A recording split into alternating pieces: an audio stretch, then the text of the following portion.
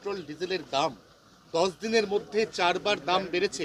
মানুষ বলছে যে অন্যান্য যে সমস্ত রাজ্য রয়েছে সেখানে এখনো পর্যন্ত দাম অপেক্ষাকৃত কম। এই রাজ্যে কবে প্রত্যাহার হবে পেট্রোল এবং ডিজেলের অতিরিক্ত সেস, এটা জানতে চাইছেন রাজ্যের মানুষ। সবই হবে, সময়ে ক্রাইসিস চলছে। এখন তেল কোম্পানিগুলো ক্ষতিতে চলছিল, তাই কেন্দ্র সরকার দাম বাড়াচ্ছে।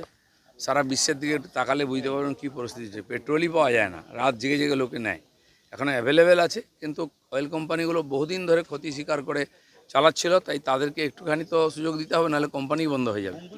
আর পশ্চিমবাংলা সরকারও সব রিভিউ করছে। এখানকার তো ভাড়ারও শূন্য, হাতও শূন্য। সেজন্য সরকারকে ইমিডিয়েট কোনো হাত দিতে গেলে সরকার বেতন দেওয়া মুশকিল হয়ে যাবে।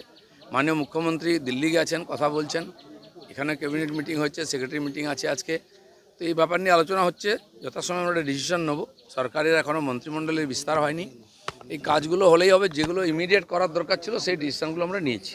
প্রাক্তন মুখ্যমন্ত্রী